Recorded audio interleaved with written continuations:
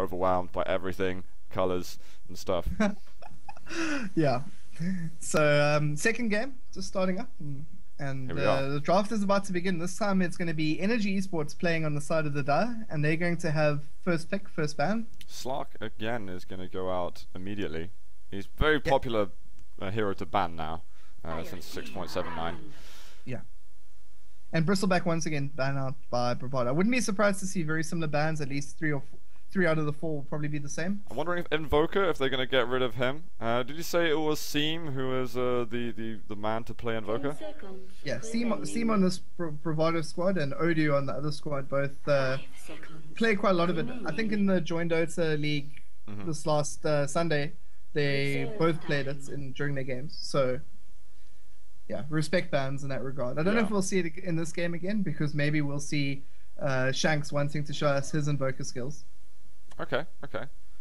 Well, I've got to make sure that I cater for the Quakers who I know are watching. I saw a couple of people who are looking a little bit confused in chat, and I think we need to maybe go over a very brief explanation as to what exactly is going on now and what are the objectives in the game. This is the pick ban phase where ultimately the teams are deciding what heroes and what team composition they're going to have.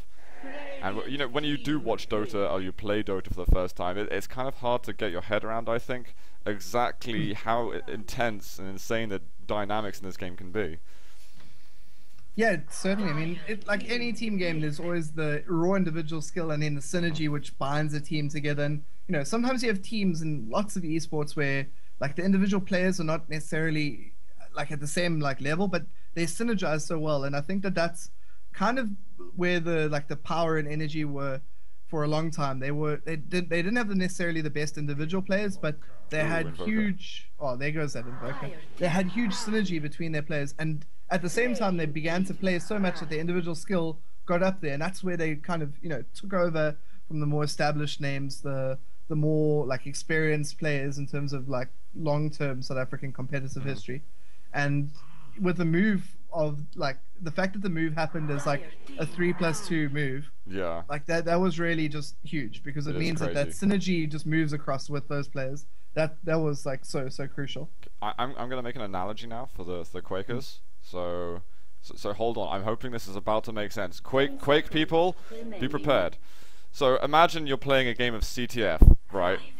Hang on to what I'm saying. You're gonna have a defender, you're going to have a mid player, you're going to have an attacker, you might have variations on that. There are certain heroes in Dota which you might be better at, say, defending towers or the objectives, and you have certain heroes that might be better at attacking and maybe going a little bit Rambo or getting some pickoffs or also pushing enemy towers. And then you have heroes assigned to certain roles within the team, and it's kind of like this. So that's it. I made an analogy, Quakers. I hope that made sense. Dota 2 people, I don't know if you understood, but I hope it made sense to you as well. That's it for now. I'll wait a few minutes until my next non-comprehensible analogy. Yeah, what Bravado have gone for that Miranda this time, which is kind of like I think their signature here in many regards. They also went with the Bane, so we could be seeing support Bane or mid Bane, and with their Miranda just able to. I haven't seen a mid Bane in a long time, I gotta say. Death Prophet though, this looks like another possible mid hero, surely. Yeah, it could be mid, could also be safe lane. I think that once again, both sides just want to pick up versatile heroes as their first 3 picks, and then move on to specifics and targeted bans. I mean, all of their first bans were like kind of respect bans of good heroes and good players who play good heroes. Donnie's Timbersaw is excellent. He's one of the best like early adopters of the hero, kind of before it even became popular in the competitive scene. And they don't want to give him that hero. That's a wise decision. I'm thinking Mirana's gonna surely have to be offlane this time around. Apparently there's an issue with the game in that people can't watch like in game, so we're gonna have to re-AP if that's okay after this. Apparently just in game, just in the all pick. Apparently all the in-game viewers like are having issues watching, so it could be a Dota TV bug. It could be so we're just gonna have to re-AP after the draft, obviously. Yeah, let's see what exactly the heroes are gonna get picked first. We've got most of the bans done at this point, so let's see some picks happen. And it's going to be a Weaver. There we go. I suppose a very popular hero among the European, well, actually, pretty much the global scene, and we are going to see it picked from Bravado. This also could work as offlane. It could also work as safe lane if you want to farm him up nicely. Yeah, it is actually a pretty decent mid hero, but I don't think against Invoker. Invoker's not a hero that's good at. Weavers were sometimes picked against Batrider, mainly because, you know, even if you have like 30 stacks in you still get max move speed to scuttle away. Yeah. So, and you also get that very good harass with the, you know, Germinate attack. So they did play it for a short period of time against specific lineups mid, but not really with any consistency. So I think that Death Prophet's likely to be the mid hero. Or the safe lane. Again, we're kind of seeing lineups that are also very flexible, and you can't really be too certain until we see the, you know, which players are going to be assigned to each hero, and really until we see the composition when the game actually starts. I can't really get my head exactly around Bravado Gaming right now. I feel like Invoker mid, Lich Veno. It seems like it's going to be maybe a part of a tri lane up at the top. Or maybe we can get some roaming. What I think Lich off lane and Rubik plus Venomancer safe lane supporting a carry, and they'll go for a hard carry as well. Yeah. Gyrocopter's I think a good ban here for Bravado, good pick for energy.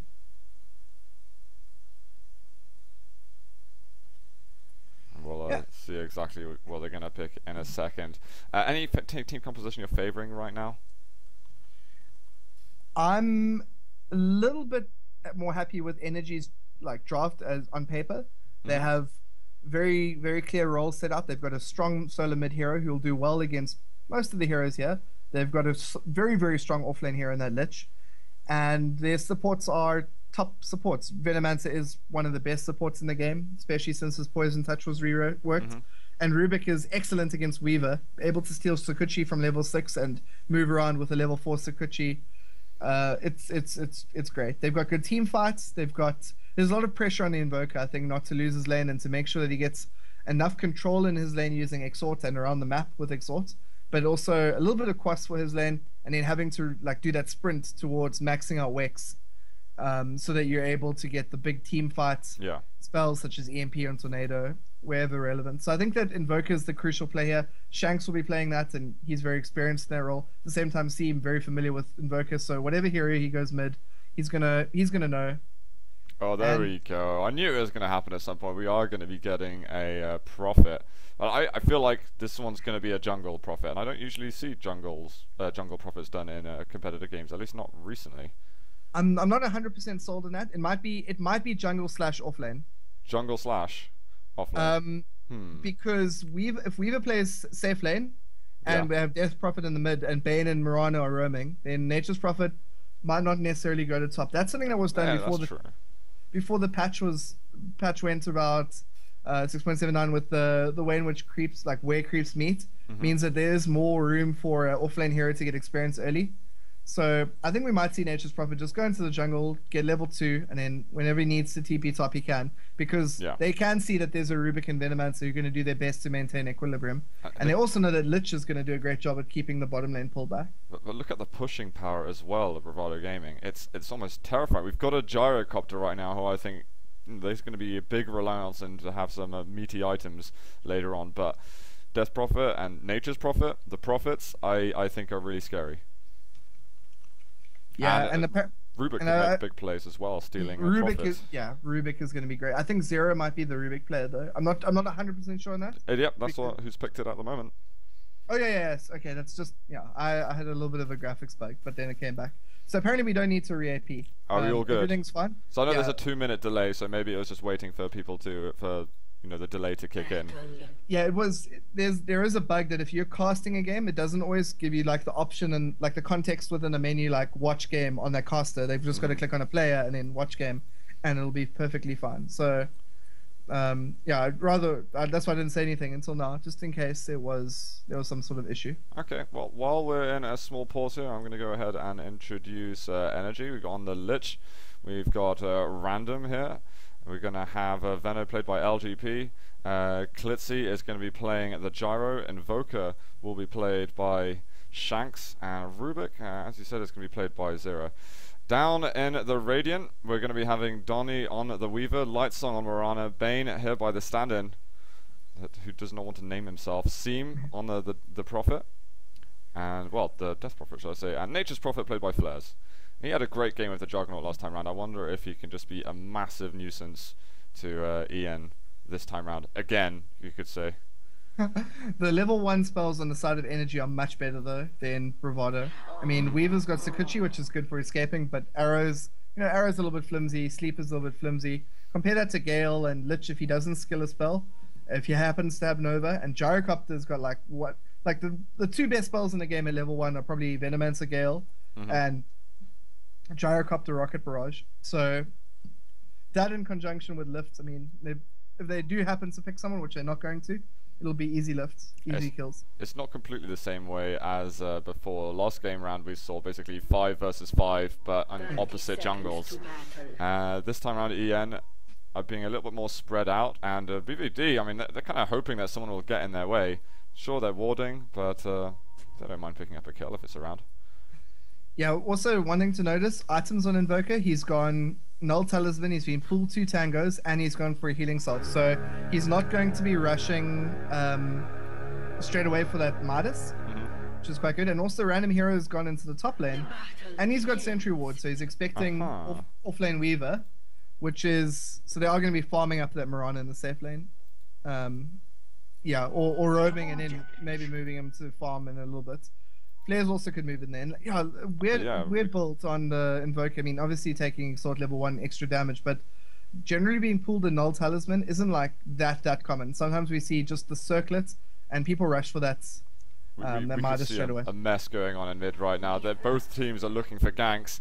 Seam could be caught in the middle of things. We've got a Nightmare there on the Invoker, but Energy coming around on the other side. We could see a very early first blood on the Bane. There's going to be the denial happening, in fact. Oh my god, but Seam, surely he's going to get taken down. Arrow there looking to help, but eventually first blood is spilled properly.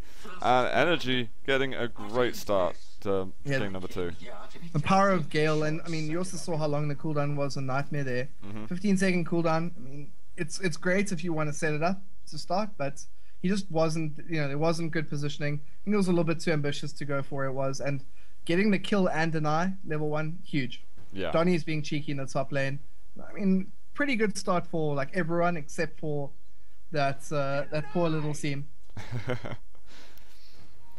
Oh, that's certainly going to put a smile on Energy's faces, because they, after the game that happened last time around, they need to get themselves a win here, and they don't want to be seen as being blown out by the BVD players. I know there's going to be a lot of supporters in the South African scene wondering what these teams are capable of now, and probably lots of chat and questions being posed as to who the stronger team is here. And Energy definitely raising more questions if they can keep this one as even as, well, the start of this looks like they can. I mean, it is very hard when top teams play, like top teams, even within top teams within a quite small scene. But, like you see the results and you see, there was this many kills to this many kills, a gold advantage. But it's really just like a very small difference that like escalates very quickly. It's unlike League of Legends, if you're 10k goal behind, it's so hard to win a team fight. Even though we did see Energy do it once or twice, it's so hard. Oh, Arrow coming forward. We could be getting a kill here. LGP in a lot of trouble. We're going to have a stun maybe going onto the Bane, but that's going to be LGP doing down. Bravado getting a bit of revenge right now, but surely Clitzy will get away. Nice trees there by the Prophet. But surely the standoff is now going to calm down. They don't want to lose out on the gyro early on. Sure, Veno, they can afford to lose him, I guess. Rather, they'd afford to lose nobody. Yeah, that was a nice pick off there. Scans has been doing roaming bottom since the Dota 1 days, and he used to play like a lot of online games with like international online games, that is. And when he did that, it was like he always used to do roaming bottom like on the EU servers. And then one day in a match, he saw Misery do it, and he was like, Misery is just copied my strat. This is like the greatest form of flattery. Definitely. And I have popped up the last menu, guys. I know I'm a little bit slow on that at the moment. Gyrocopter, though, he's looking good off at the beginning. Weaver as well. The mid players still looking to really get their hands on a decent amount of gold. Weaver's got a huge advantage early on, but once the Lich hits level 5 and 6, if he doesn't have good farm by that stage, he is in a little bit of trouble. He needs to have bottle and possibly a ring up, or ring and treads, or you know, like some combination of that. Otherwise, he's just going to get Nova down. Oh, nice damage coming out here by a random hero. Has this nice ward that he brought top, Sentry Ward in lane, so... We've got smoke going down on the bottom, and I think Bane and Mirana were looking for a gank on Shanks, but now they might be moving around, and it could be the Lich that's in trouble. We'll see if they want to push forward with this. Surely the Lich is going to be aware that there's players missing on the map. But here we go, in mid, there's come the Snoke. Zero and LGP are moving around, and I think Death Prophet, we could be seeing a kill on him. There's the live. We've got a Gale as well, stomped down to the high, and a nice secure kill there for Energy Gaming. Energy eSports, and random hero also spotted the Bane top, so he knows the bottom's here as well. And this is a nice arrow. Scan's just pulling the creeps to the side, trying to set up clear line, but Lich is actually a very fast hero, level 1. He sits at 315, which is, you know, not that, like, what, 30 tiles per second faster than something like a Rasta. So he's overall, like, a very, very strong, some say the easiest hero in Dota to play. I mean, very, very commonly suggested hero for newer players to play. He's got, you know, a good nuke, an ulti that does great damage, gets you a lot of gold, and he's able to pull a wave back by getting you mana, which are both excellent things you want to do. Nice early T1 taken down by Bravado. It's going to boost the goal there. Supports are going to be much happier with that. Lich on top lane on his own. Now, as you know, I'm a little bit of a Dota 2 scrub here. I'm casting my first games of Dota 2. I do watch quite a lot though, and I don't usually see a Lich on the safe lane. Explain. It's normally an off lane situation, but it's a very strong solo hero. It's a very strong one-on-one hero. It's also a very strong 1-on-3 because you're able to pull your lane back with your sacrifice. The thing is that right here, Energy were in a position where, as we miss a kill bottom. Wow. Just caught the end of that, and we are going to be getting a Flares going down here. Nature's Prophet dying, and we've got Klitzy trying to make a move on Mirana, but it's going to go back before that tower starts doing too much damage. I've been watching the top where Lich is kind of just fending off a couple of heroes. Bane on the sidelines just looking for any kind of chance to get a Nightmare, some kind of grip on him. I think he's just trying to leech experience off the lane. He's only level 2 at the moment. He's really, really under-leveled. They haven't been successful with the Bane plus Mirana play. But yeah, Lich got put into this position primarily because if they have much stronger tri-lane potential here with the arrow is going to miss Klitzy. So fortunate here. Invoker making a move, but Flares is going to avoid that Sunstrike. Oh, he's going to die again. I think Flares has had some terrible fortune in the last 3 or 4 minutes. And actually, Energy eSports are looking decent. Yeah, great start for them compared to... I mean, last game wasn't a terrible start, but I mean, this is a much better start than last game. Yeah, literally, I think they just said, well, we've got a stronger tri-lane. We're gonna have 3 heroes that can make lots of kills. Let's go aggressive tri-lane against their tri-lane, and if we win that, we generally win the game. Yeah. So they made a substantial risky play, but it's also much better. I think Bane's going to be coming into Radiant jungle now. Is he going to try and help out? Is he just going to support the Mirana? Make sure that he's not in too much trouble from these 3 opposing heroes. Yeah, if he gets a Nightmare and has Brain Sap mana, anything which is on its own is going to die straight away to the arrow combo. I don't know how that arrow missed. It really went pretty much through the sprouted trees. Yeah, Lightsong's going to be pretty... I can imagine a bit of a rage face going on for just a couple of seconds. Donnie went phase boots. Nice little Nightmare there on LGP. He's going to be switched over, and they're kind of sharing it between them, but LGP takes a ton of damage over here. Here comes the Sunstrike. Standing, I don't even think he managed to avoid the damage, so we're getting a trade on the kills, a support for a support. And Donnie, though, he wants to get a kill on a random hero. Nice play there by the Weaver, evening things up a little bit. Why is it in their own favour? Nice play there. I mean, trade 1-for-1, off lane for supports, favouring Bravado slightly, but... it wasn't a huge amount of gold lost there, I don't think. I think Lich actually put something on the courier. Yeah, he did. He bought his chainmail. So he's going to be going mech for their team. And it's not really going to be delayed that much because he bought the item when he could. We could have a bit of trouble here for Klitzy, in fact. Let's have a look. Weaver, though, not going to be able to get any kind of hold. We've got the arrow coming out. Nicely dodged. Ooh, a nice scale coming off there as well. Arrow here. Cooldown.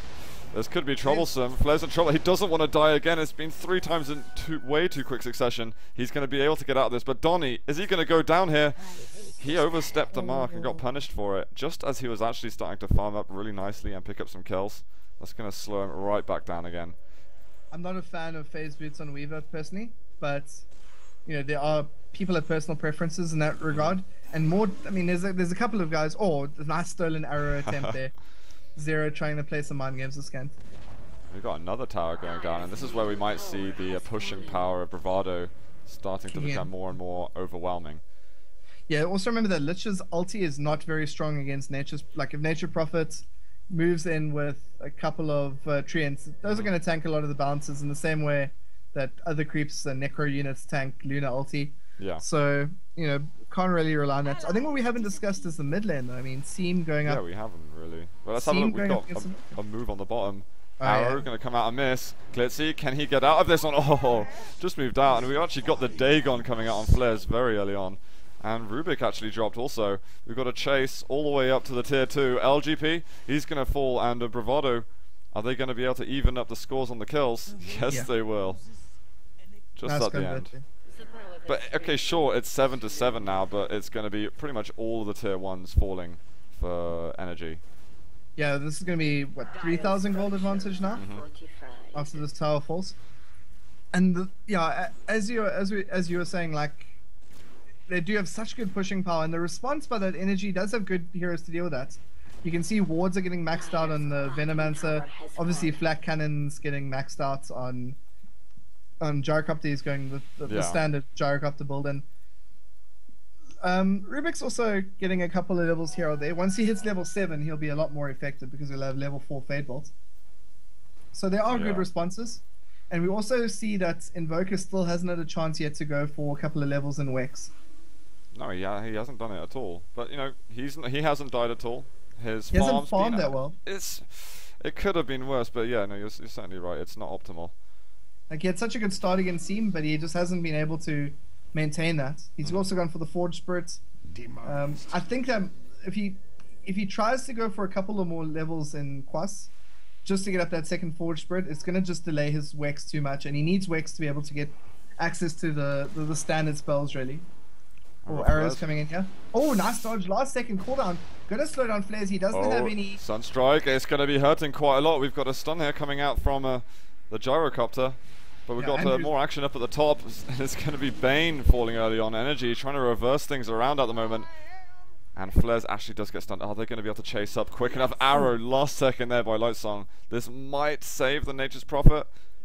Yeah, and in fact, Gyrocopter's just going to retreat after this. Yeah, it just wasn't enough mana on Rubik to zap it up. What do you think of level 6 now. Dagon level 2 now? Nature's Prophet not getting boots of speed or anything. He's just going straight, okay, I want to nuke someone down. It's a little bit of a troll build, but it's also very effective. All the heroes on the side of EN are weak.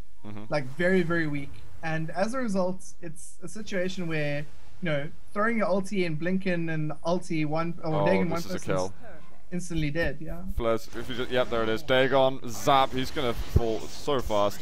Flares though, he's going to die. Here comes the Sunstrike. Is he going to avoid it? Oh, just about sure that was going to be a kill. But Weaver will get a kill on LGP.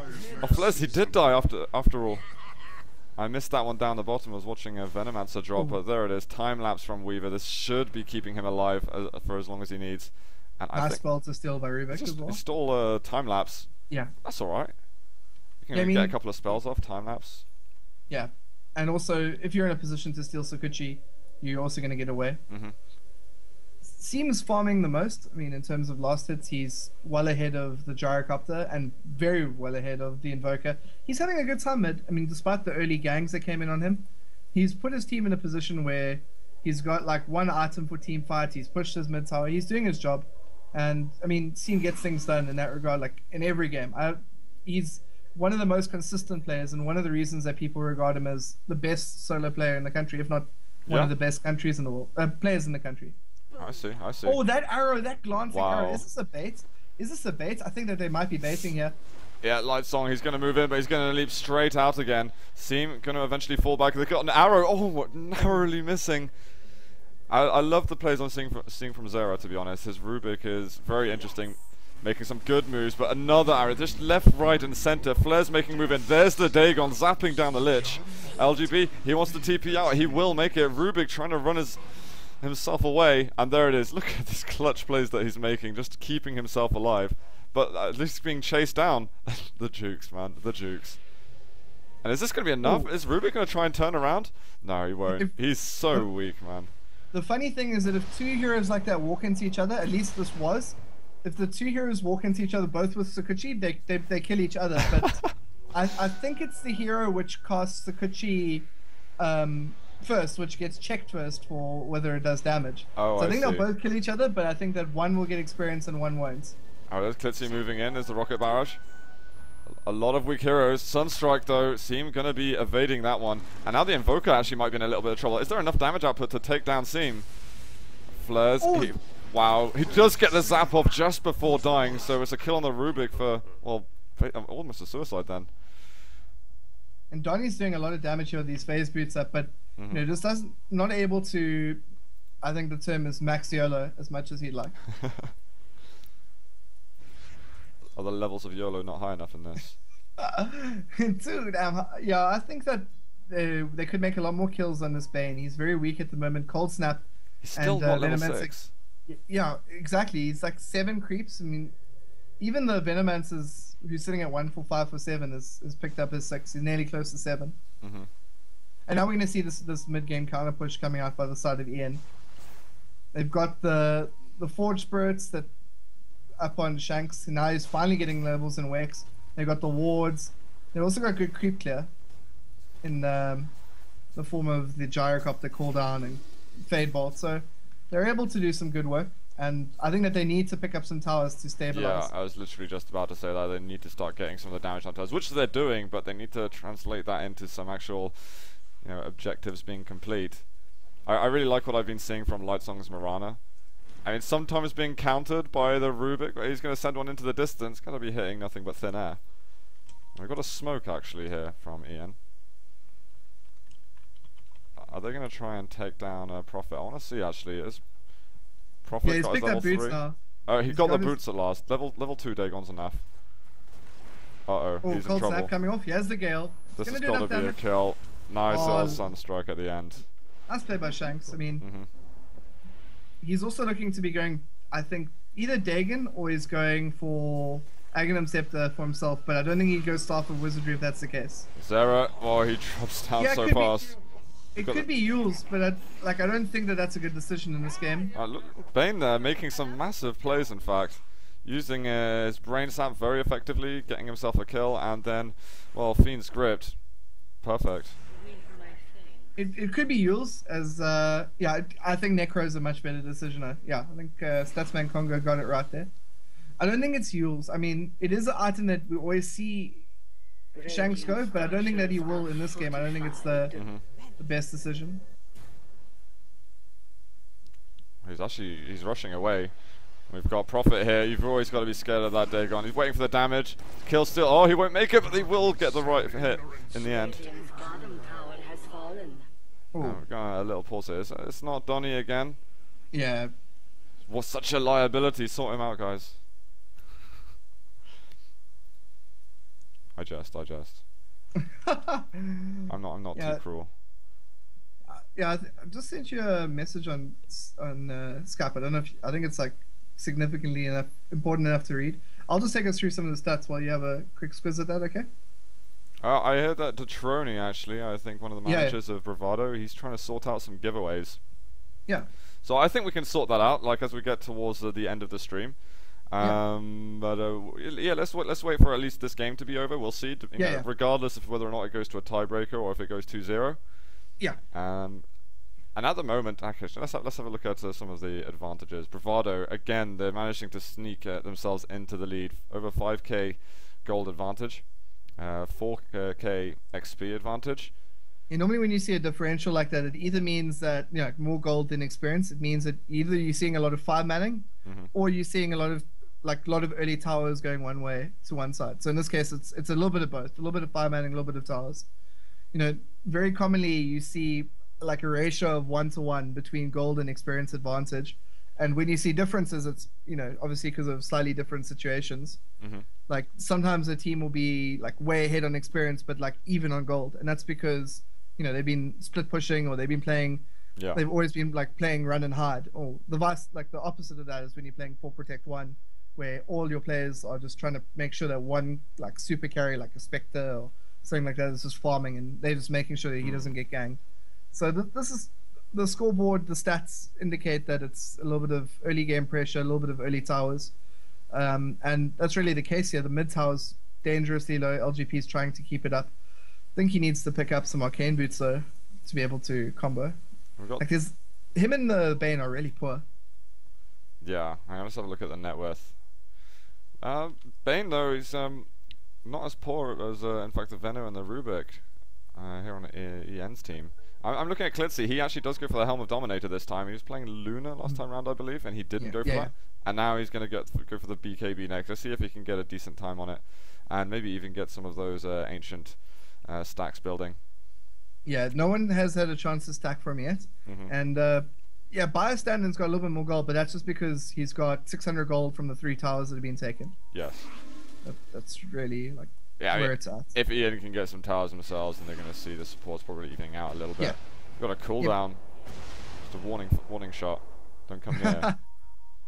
Yeah, he's pretty close to picking up his second piece. 240 gold away from picking up that second piece. And I'm really excited. Yeah, it does look like we're going to see Necro. The problem with Yules, I think, is it's incredibly strong if you want to go, like, if you're in a position where you're making lots of kills and you're high level, because you Yule someone, you throw down a meteor and a deafening blast, you can throw a little bit of a cold snap on top of that. You know, you've got the combo to make huge kills. I think at this stage he just can't afford to do that. They're not that far ahead.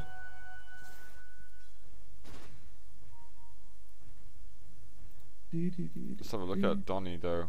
How's he doing? I feel like he's being a little bit quiet recently. Yeah, it's just been there farming. We go. I was wondering, he's missing out a big chunk of money. The BKB, do you like that? Do you not expect maybe a Lincoln's first? That's why he typically is just your generic Weaver build. It's a very, very strong item on him. There's a lot of magical damage, and BKB means he can make solo kills on solo kills or kills with players on 3 of the heroes on the side of Ian very easily. The Lich, the Venomancer, and the Rubik. The Gyrocopter is a little bit harder to kill. The Invoker has some outs, but there's also wonderful silence from the Death Prophet. Yeah. Oh, Arrow comes in, catching random hero as the tower's about to fall. He's got makeup though, maybe not too wise. We've got a Fiend's Grip. He actually pushes away there with the 4-star, but there it is, Flares, just getting those last hits with that Dagon. That's his role in his team. Is he building up? Yeah, he's on level 3 right now. I think he's going to build up to level 5. And I was watching one of your VODs at some point, and is that the same Prophet going for the Dagon? Is this the same guy that I may remember? Could have been. Flares really does like to get like very situated. Like he'll read the situation very well. His items are generally spot on when it comes to stuff like this, and a little bit of action mid. Oh, drops that sentry. They spot him out. A lot of towers are going down for Ian. They really need to sort this out. There comes the arrow, and Zero. He's gonna die so fast, man. Just tag teaming each other in to finish him off. I mean, they have the like exact right drafts for you know. To make this happen, you know, they've got like just a single wave or a brain sap into a Dagon is like all these heroes dead. We'd like to see probably like strength trades on all of the players if possible, except maybe the Venomancer and the Rubik. Yeah, they're kind of forced into Arcanes, and yeah, I think that they just need 1 or 2 strength braces each. Yeah. And Death Prophet looks like he's going to be going for Bloodstone now. So apparent Mechanism, a popular pick on Death Prophet. I do see Bloodstone as well, and I'm you know, it's interesting that actually Death Prophet went for Yules before going for Bloodstone. Usually you see people just rushing that, at least on public servers. Yeah, he's and that's where I'm born and bred, guys. Before you start judging me. Hashtag pub scrub. Yeah. And if you weren't around here earlier, you'll realise that it's Knoxville who's meant to make himself and me sound clever, whereas I kind of just bring down the whole, you know, intellectual level of the stream. I can try. You're just getting some shots fired here from El Congo. Yeah, Bane's managed to pick up a couple of levels, and with those kills that they made in the mid, he's picked up a Staff of Wizardry. Probably going to be going for something interesting. Piranha going for Shadowblade, so really? the classic. Oh, the Sunstriker coming out. Scene going to be in trouble. Oh, we've got Yule on him. Which is this might save him? No, it won't, of course not. There comes the damage afterwards. But Zera in trouble. He's been dying a lot lately. And then Venomancer is going to die as well. And here comes some of their own deeps. Yeah, Bane got picked off there during Fiend's Grip, so it wasn't effective at all. But a 2-for-2 trade, favoring energy there quite drastically. 2 supports for a mid and a support. But they're starting to fall behind on the kills a little bit. They're going to find Weaver up at the top. I wonder, are they going to be able to take him down if they got sentries, if they got the dust? And Weaver, he's just going to be backing away, looking for his exit.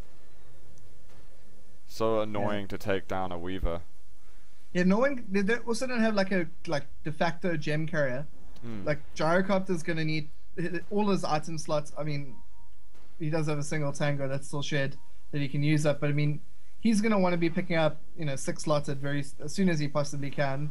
Got Arrow coming out once more. Is there going to be a target? Nope. Shanks moving out the way.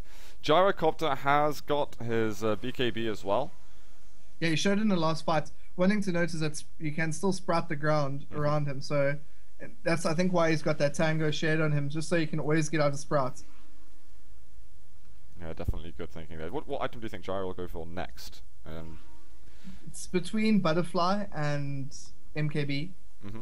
I don't think he can go Satanic now. He doesn't have the DPS. Oh, wait, wow. He's actually going for a Yasha, so he's going for a Manta build.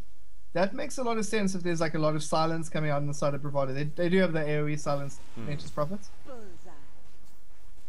We've got the differences there displayed on the right, guys. Bravado managing to get a lead on this again. And they're trying to make it a quick series for them. They just want to show the South African scene, yep, we're the best. We've managed to take a load of players and make something good from it.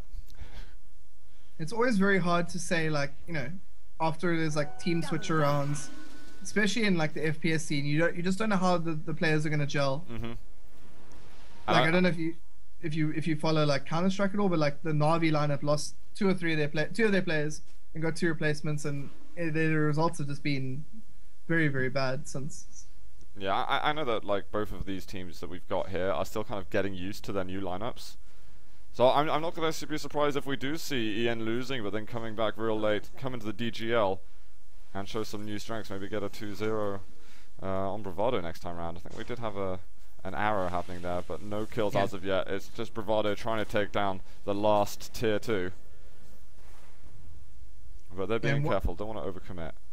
But once again, Ian have got excellent heroes to hold the high ground. They've got Call Down, Gyrocopter, Lich with a Nova, and Invoker's got every spell in the book really to deal with that. And he's got a Necro unit, so the AoE isn't going to be the be-all and end-all. And you can see the wards getting set up here by the Venomancer. Yeah. And it's just Zero on his own now. He's just trying to kite the creeps as long as possible. Here's a push. I got Shikuchi here from the Rubik. He's just trying to buy time for the rest of his team to farm a little bit more. Clissy Bananas is, 200 gold away from finishing off his Yasha. And that, on an Agi hero, Yasha is one of the most efficient ways of doing more damage. I think Gyro's going to need a couple more items to really start becoming scary. Yeah. I mean, is this maybe a game where he has to go into Divine Rapier to hold the high ground? It could be. I'd like to see that, man. That would be exciting. He really needs a little bit more HP. I mean, if he doesn't have BKB on and he gets hit by the Prophet ulti and Dagon 5, that's pretty much him dead. Yeah, you take that, Necro Creeps. I mean, I've got the Weaver who's going to be grabbing Aegis. He's got his Deso as well, so he's going to start dealing a lot of damage soon. And maybe he can go a little bit YOLO now that he has that Aegis. More so than already as a Weaver. Yeah, Phase Boots Weaver, you don't need to ask it to go any more YOLO. Kitsubanon is standing top. I think this is actually a big call by the Bravado guys. They spotted him because of the ward here, but if he's going to have to use BKB defensively unless he TP's out right now. Yeah, he's got to be careful. He is hiding, and I think Bravado players are looking for him. Oh, they're going to be spot out here though. Yeah, TP straight away. Yeah, he's just going to leave. Not going to risk it any further.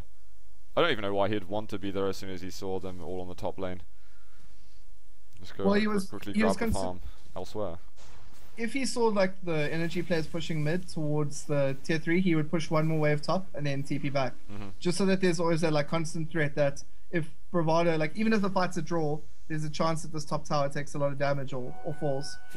Swift. I'm waiting to Ethereal Blade. Oh really?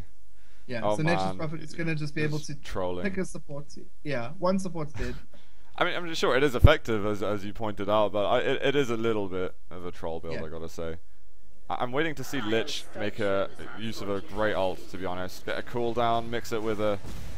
Oh, here we go, here we go. Is he gonna get a chance to use it? The creeps have been cleared so quickly. The backtrack does get used, and Shanks takes so much damage. Fighting under this ulti, though, is actually hard, and Ian are going to hold the high ground. And look how much it hurt the tower as well. Yeah, and They don't need to kill it immediately, they just completely destroyed most of its life. Yeah, and Seems is going to get all this HP back, and he's going to have ulti for, 60 seconds time. Remember also that the spirits from Nature's Prophet do physical damage, so... Arrow missed. Actually, Weaver in trouble. He's going to be popping that Aegis. There comes the ult. It's going to be hitting them. They're going to get a couple of bounces as well. Weaver's going to die. That was Oh, sorry. We've got a disconnect as well, so...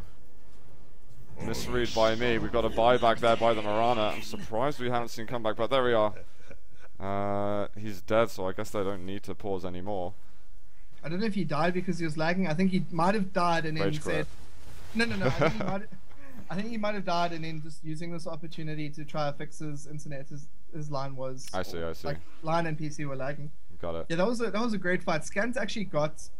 like himself and nearly himself and someone else killed by he like moved in and connected the bounce, so just ding ding ding between everyone there. That wasn't the most optimal play. Oh, could pick up Steam here. Forge Spread's coming out, but he's so fast. Look how fast he is. Phase boots and yours. Beasting it away over there. No problems whatsoever. And Clissy's got to be careful. It's really annoying there. Okay, so we haven't got the Ethereal Blade yet on Nature's Prophet, but he's going to become pretty scary to go against soon. Yeah, he needs to pick up this Manta style quick, so that he just gets that extra 10. 190 HP is not a huge amount, but like I think asking to go Satanic is a little bit like a bridge too far. Maybe another 10 or 15 minutes down the road, we'll see that happening. Necro 3 up on Invoker. Oh yeah, so sorry, what I was saying is that if Donnie hits the tower once and gets the Desolate damage off on it, or the debuff, the spirits hit it actually like a lot harder. Are we going to get that pause going? Weaver's... maybe they haven't noticed. No, I think Donnie's vocal enough on TeamSpeak. Yeah, what's going on? Maybe they're just trying to annoy him. No, we haven't paused, man. We don't need you. We can have a look at the graphs at the moment. It's kind of hovering around that 14+K section. Really, Ian, just trying to keep things under control at the moment. You know, they're going to try to bring it back slowly. I don't think there's like any... there's no way that you can see like a 10k swing in one fight. Oh no, definitely not. But they're going to need to get like a team wipe, maybe push down the high lane, get a couple of towers. I mean, a lot of money to be made on top lane. Yeah, so he did actually DC during the team fight. Yeah, I was wondering what's going on because he seemed to be quite, passive there, so of course, and as we saw. Well, when he died for the with the Aegis the first time, I thought he would. Sometimes what you do on Weaver is you go in, you die with Aegis, then you die again, and then you buy back and you time lapse back into the fight. So you have 3 fights. And I thought that maybe what he was doing, and then he DC'd, so it was a little bit awkward. I don't think he had enough gold to actually buy back at that stage. Let me see. Oh, he does actually. Well, it's hard to say because he's DC'd, but he needs buyback for 9. Yeah, he actually had enough. So like buyback. So it doesn't even give us a yes or no on here, but I think it's because he's disconnected. Yeah, he has no net worth at the moment. So, like the net worth is like 1,200. It just bugs out when people DC. And currently, Ian, us kind of keeping up with the Bravado carries. We got Nature's Prophet and both the Prophets up at the top, but Gyro he's holding on to things. He's not too far behind. And when Clipsy was playing the Luna last game, he was way far behind. Yeah, he just fell off. Yeah, he fell off. Like the problem is that he fell off, and then by the time that he could have got back in the game was just too late. No, exactly. And we saw a GG happening. Two laner racks went down. And Bravado just, you know, they needed a pause, but they managed. They just, it's like, yeah, we've got this game. We've got such an advantage with these two open barracks lanes. Mirana's not kind of carrying like we saw Mirana being used last time round. I say carrying as much as they could allow him to. I can't remember who did this build. I think it was Chuan who did the arcane boots into like Shadowblade as like core items on Mirana. I'm not 100% sure. I say I haven't seen it very often. Yeah, I'm trying to recall who it was. I remember Scant raving about it, so that's specifically why I remember it. Do you think Bravado though are a little bit confident? I mean, we're seeing the Shadowblade on the Mirana, we're seeing Dagon going into Ethereal Blade on the Prophet. I think Weaver is going for a more serious build of Donnie. Yeah, I think Donnie's items are just huge damage. Like output, it's standard. Like the two items here is Desolate and MKB are standard. The phase boots, little bit weird, but you know, like he's playing very effectively at the moment. 7 for 2, by no means feeding. Seam hasn't had the like a huge impact game, but he's farmed so effectively that it's 100% okay. You know, he's only been involved in 7 of the fights compared to Donnie, who's been involved in 14. You know, it's a tale of two cities really, and like Seam is playing so well, but for reasons different to how he normally plays. And that's look very at good. Flares though, man. He's got 8, 5, 10. He had a patch where he was dying a lot, but he has just been Dagoning everything and everything that moves. It's been ridiculous. Just trying to get the last hits in. But I really think actually the Dagon's been so amazingly effective. And as you said early on, a lot of these heroes were just very, very squishy. Couldn't survive much damage. We were just seeing 2 or 3 spells taking down each hero basically. Yeah. I want to see what items are going to come out next on some of these people. If you look at their like current gold, we see a lot of stockpiling happening on the side of Bravado. They've got 5,000 gold between their top 2, between Seam and Flares. So that's quite a lot. Is waiting for his Eagle Song, as far as I know. I think he's gonna try and farm that as quickly as possible, I'd imagine. Yeah, what? It's 1,500, 1,700 gold or 1,600 gold, and it's just like that'll be 3 minutes less. 2 minutes. Like as soon as his ulti cools down and he finishes up 2 sets of ancients, he'll be so close. No, precisely. Poor random hero. I mean, he had such a good start. Really, didn't die to the like several gangs that came in. Now he's just sitting. He's got drums and you know the core items make up for his team. But I think that the problem is that like the reason you pick mech is because you cast mech and it gives everyone around you, you know, like at up to 1,250 HP in total. Like it's 5 people, 250 HP each, and the 2 armor. So this means that like ideally you want to cast it just after like everyone in your team has taken a little bit of damage, and you cast it, everyone gets full, and or you save someone who got gibbed a bit, and then boom, you've got 2 extra armor, you're ready to fight. But the problem is that like, with the like instant damage that just comes out by Bravado, there's no way to make the mech effective. Like someone will die within a second, and there's no way that you can mech between that. Yeah, just trying to keep your team alive, but they just nuke them down really fast. Are these guys bantering with each other, or I haven't kept up with? Yeah, after the long pause, one of the Ian guys asked very nicely for the what's the rush timer. Yeah, like it's been so long since we've been paused. What's the rush timer? Timer won't go on during the pause. Oh, got LGP. Oh, arrow. Really nicely read, man. I love how Lightsong uses it. Look at the Flares just comes in. Oh, thank you, please. I'll take the last hit. And he's getting closer and closer to his Ethereal Blade. You won't catch this reference, but Jonty is a South African cricketer. Jonty Rhodes, maybe. Well, I don't know if you follow cricket. No, I don't cricket. He was very famous as a fielder because he used to make the most ridiculous catches. And in this case, Lightsong threw an arrow and it was caught very spectacularly by the Venomancer. That's the subtle reference there. Ooh, Stannon's gonna get brought down top. Lifted up. Have a look. Nice. Franklin Bananas gets it. So good little bit of an exchange there. I think fair enough. Yeah, he might be able to get his ultimate orb now if he's going to be going for that Manta, or he might just save the money to make sure he has buyback going on. I think it's a situation where you kind of like necessarily afford that. There we go, man. You were right. It was just a couple of minutes, and now Nature's Prophet's got his ethereal blade. Yeah, especially with that kill still. that certainly helped a lot. It is always time to split push, especially when you've got your prophet, when you've got your prophets. I've got to remember to say that. Then definitely.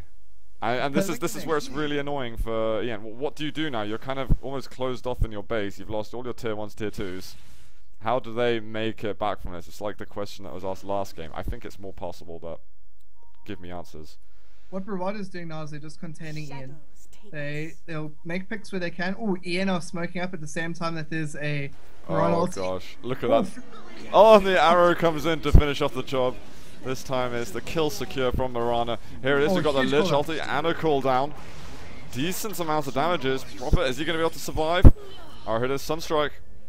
Oh, they do take him down, but that Bloodstone is going to make his respawn time very, very low. And at the same time, split push happening top. Flitzy Banana's in a lot of trouble. Does have buyback, but is he going to be able to get out here? Donnie's going to maybe try to chase him down. Oh, gets skipped off. He killed the Necro unit and died straight away. Oh, we might have a turnaround. Shanks is coming in here. There's going to be Bane. Is going to have to watch out for this. Lich, is there going to be any deeps? He's pretty damn low on mana. We've got a brain stab as well, just getting an extra little bit of damage. Oh my god, Bane is going to get the kill on the Invoker. And he's even going to get away. Yeah, both of these teams really just a lot of banter between them. You can tell this isn't the first time they've played each other. Yeah, it's certainly not the first time, certainly not the last time. And normally the trash talking starts, you know, on the match thread as it's created, a little bit of, you know, every team just trying to keep it playful between them. But, I mean, that was a good hold by Ian. They dropped, they didn't lose Clitsy Bananas, which is, like, the most important thing. Now he's picked up that Eagle song himself. Oh, so is he going Butterfly in that case? So I thought he was going to be going Manta, so, okay. I think that it makes more sense. I really think it makes more sense doing that, but they've got... If you saw how well their last team fight went for them, maybe they're just hoping, you know, like on a prayer that they can get such miraculous team fights.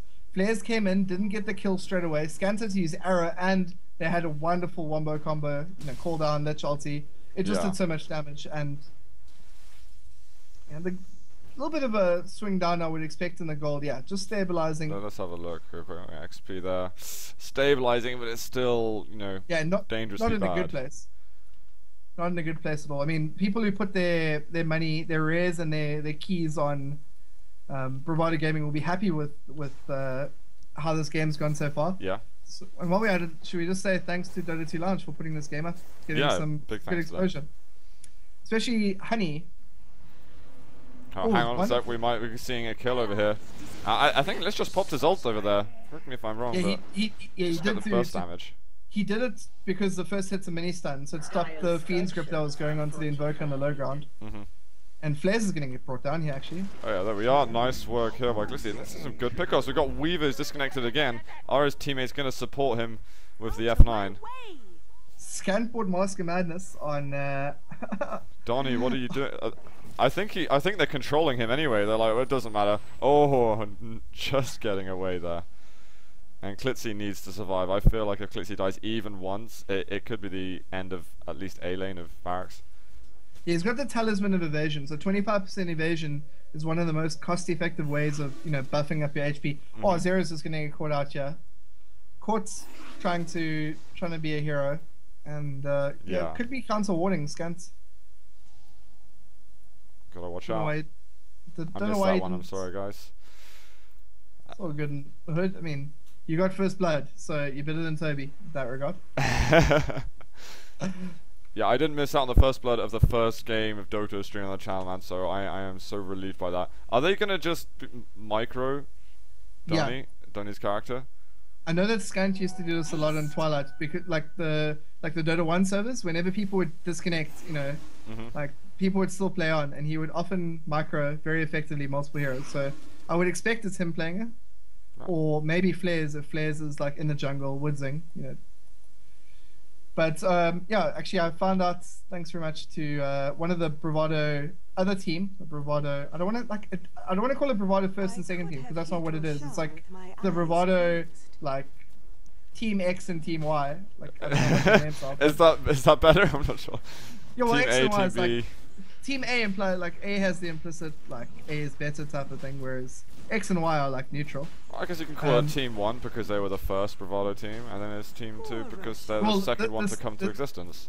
The second one though has 2 of the original Bravado players. Sorry, 3 of the original players. So okay, fair enough. so Yeah, it's not I as don't clear know. cut as that. What we've got, Rosh has been taken down. And Death Prophet picks it up this time. Really, you respawn fast enough as it is. Yeah, he's gonna be back in fight so quick. He'll have to sell his phase boots and buy traps. Only 8 charges though on the Bloodstone. But yeah, anyway, thanks to Odu from who's the in-game leader, captain of the Bravado other team. It was Mushi who goes this exact Mirana build. Maybe not the Mask of Madness, but yeah, he did it famously in like a big best of 5 series. He picked it up in like 2 or 3 of the games he played Mirana, and he bought it both like every single time. Are they going to look to make a move here soon? A couple of heroes just backing off on the top lane, and actually Bravado are finding it hard to get their own pickoffs, to be honest. Yeah, Energy are holding on to this, and they don't have many towers to give away outside of the high ground. So maybe they just played very cautiously, though. I mean, they've lost the top tower from chip damage, but they know how like quickly Nature's Prophet and Weaver will be able to, clear out a Rax, clear out a tower. So they're just trying to play as cautiously as possible. One pickoff could mean their downfall. I've been saying this from the beginning. I think that we need to see more, like a couple of levels more in Wex. If you just drop down 1 EMP, it can be so effective in bringing down the Weaver. Doesn't have. He doesn't have a huge mana pool. He didn't go for something like a Lincoln's, which gives him a higher mana pool and mana regen. So, one big EMP dropping out 300 mana means that the Weaver's like just gonna have to AFK and right click. Not that he's not AFK at the moment. Yeah, well, yeah. They're making something where they just time lapse here, just gain 5 health or so, taking down the Ancients. But I mean, look at this. It's just Bravado farming. Pretty much, well, not the entire map. They're not farming their own jungle. They're just clearing out all of energies. Yeah, and that's just putting them further and further ahead. Mirana in trouble. There's going to be a kill, and that's another pickoff. Every little counts here. Scans will no doubt be microing Donnie now. So it's your turn now to take it. We've got 4 staff for flares.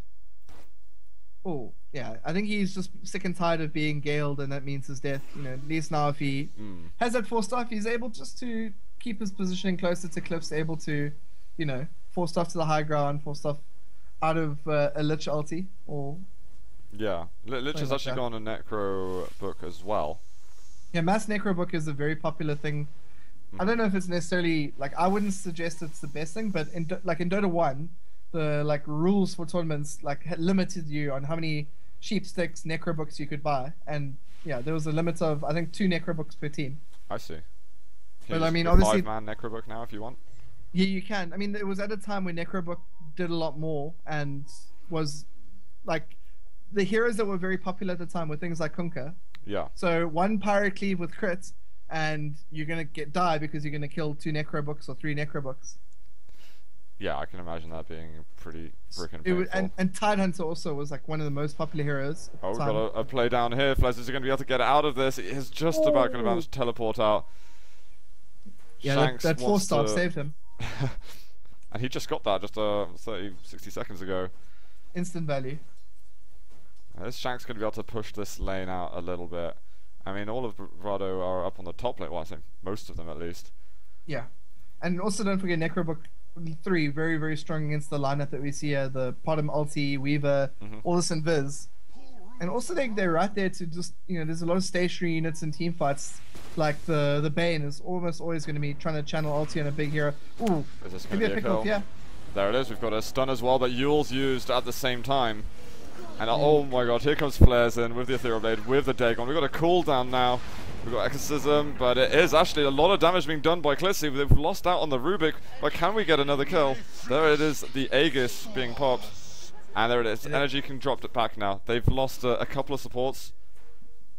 Yeah, also a gem picked up. I don't know where that gem actually dropped or who got it, but there was a gem that someone just pinged out right now. But yeah, we don't No sign of one. see Energy in a position really to defend us. Flares has come back, Seam is reconnected, and Donnie. respawn, sorry. And Donnie's back in the game. I think there's like, yeah, guys, just micro my hero, otherwise we're going to be spending 45 minutes pausing in this best of 3. And we might see that happen. If we do go to a third game, that could happen. Wow, Klitzy almost dying at his... Oh. My god, Death Rocket takes it down. Has he got... He does have buyback money. Invoker, dropping down a couple of Flame Nuggets. Yeah, and Klitzy Bananas has to be alive for them ever to hold. And I think that wise decision by Bravado, because remember that the gold advantage graph doesn't indicate buybacks at all. It's yeah, true. Yeah, like same with net worth. Does like net worth obviously does actually, but it's to do with the amount of gold earned, not amounts of gold spent. So buybacks don't do anything. Oh, Zero's in such trouble here. Oh, what man, Flares. There's something about me that either really likes Flares or really hates him, and I haven't decided which emotion it is yet. Oh, here we go. Flares. Oh, wonderful silence there. Amazing. This actually could be turned around here. Here comes the Necrobook spam, and Flares though. 4 stars. Wow, look at this. Is he going to be able to get the kill though? Flares, he's trying to get out of here. Is there going to be an attack? They haven't taken him down. He just went out of line of sight. And we're going to get possibly some kills if Rubik drop. Lich is down again. Klitzy. I think we're going to be seeing game any second. Shanks, he's trying to get out. He's going for a TP. LGP drops. Invoker survives, but this is surely going to be at least a lane of racks. No, definitely going to be 2 lanes. Scans are already in the top lane pushing out. And the glyph gets used, I think, a little bit too early there. The Nature's Prophet ulti was going, but they really they really could have defended done more. I mean, I think that Energy just realized the game is over. So I mean, look at that. Gyrocopter rebought last time. Sorry, bought back. And it's going to be a long time. There's going to be too much damage done. That's going to be GG, guys. Bravado Gaming are going to get 2-0 on Energy Esports. And they're just going to look to farm for a couple more kills with the time they have left. There we are. And, I mean, it was... Okay, this game lasted 42 minutes. It certainly went on much longer than the last one. Energy looked like they were trying their best to hold off, but in the end, it just simply was not enough. Bravado outplaying them in more or less every single aspect of the game, I'd say. For me, my immediate thoughts are that Klitzy, I think... Yeah, he's the carry role, but I feel like in both the games he's been lacking some efficiency. He looked like he was playing much better in game 2, but I feel like there could be some improvements to be made. That was definitely my main one. And Nature's Prophet, I was skeptical about. Okay, Dagon, sure, trollolol, but actually it was really effective. Yeah, I think that was a good game decision for him to grab. One thing to notice, just as a final stat, is that if you look at how the gold is distributed on the side of the Radiant, Seam has 304 creeps, almost the same as Klitzy Bananas in 315. And in second, you have Donnie, who's got 199, which is about 30 creeps ahead of Shanks. But then on top of that, Flares has got 224. So late game against Nature's Prophet, you really begin to see the effect of that extra lane of farming that you're getting out of the jungle. It's just so effective at it, and it really that was it. I mean, Flares 11 kills, 16 assists, most kills in the game, most assists in the game, and even though he went a troll little item, he made it effective. He made it work. I feel like Gyrocopter, they were kind of relying on him to really beast it out. Okay, almost 500 GPM. If we could get 600, 650, then we could have seen some even bigger items as Satanic coming out, and maybe an MKB as well. I mean, he really needed to get basically 6-slotted ASAP. The problem was Bane was always there, ready and waiting, and did a very good job at Fiends gripping the Gyrocopter. I think he died, of his 8 deaths. I think 3 were dying holding the Gyrocopter, which led to the Gyro death. So yeah, I think that was good play for his stand-in. I mean, the Bravado team in itself, without the stand-in, potentially a lot stronger with their regular player who's currently on sabbatical. Oh yes. I wonder if that was going to make a big difference at all. I mean, they already look pretty damn good, and with the stand-in, so I'm not sure. But what was the other point I was about to make? I've struggled to remember. That Lich in the safe lane. Yeah. I'm not sure. For me, I was thinking a little bit, what the hell, at the beginning, and maybe for the period in time it maybe opened up a bit of space, and they were going against people who were pushing the lane hard, but maybe that was just because Lich was there on his own. That's true, but at the same time, dropping your top tier 1 tower, second least important tower really for you, and at the same time they played an aggressive tri lane and they made a lot of kills. So they had a good time, I think, in that bottom lane. They made a lot of the early kills, and that's where the great start for Klipsy began, was that setup. If you went safe lane, you would have got just as many creeps, maybe a couple more, but you wouldn't have got as many kills, and that's where most of his early game gold came in. Yeah, I don't think they adapted quite as well as the game went on as Bravado. Bravado didn't seem to be phased by the fact that they were losing early on. Yeah, and they Nature's Prophet was so important for that, because he was just farming in the jungle, so they had 4 lanes really. Yeah. Guys, that is the end of the series. Thank you so much for watching. I think we might have some giveaways in just a moment. If you have been enjoying the games, guys, do hit that follow button on Twitch. Appreciate any support we get here on the channel. There will be plenty more Dota 2 action from the South African region coming to your screen soon through the DGL. I have been Zoot, and I have been casting with Knoxville, and you will hopefully be seeing much more of us. Big thanks though as well to Congo Carl, who's been providing us with interesting stats throughout the games. I need to get some word in from Detroni here, the Bravado's manager, or manager. Well, owner? he's the assistant manager. Him and Andreas Sent are the 2 owners, but I think Sent is the CEO as such. So Detroni, one of the South African Quake prodigies, really. He went to DreamHack and I casted his games in DreamHack. It was awesome, to be honest. I enjoyed watching him play a huge amount. I've casted some of his games with Phantom, another of the big South African Quakers, and they both went to DreamHack together, and it was so much fun seeing the guys there. I hung out with both of them at the Twitch after party quite a lot, and didn't he take a game off someone big? Like, I don't want to say Rafa or Kula, but like, didn't he take a game off someone big like that? Detroni did some very interesting things. I'm trying to remember exactly what the stats were. I remember it was either Detroni or Phantom, one of the South African players who was one of the few people in the whole tournament to take a map off Rafa. Yeah. Yeah, I know Detroni did some ridiculous things. He's just a cool guy, and he seems to be very into whole of esports and supportive of all the games. No biases anywhere from him. I'm not getting any word back from Detroni, so maybe we can postpone the giveaways through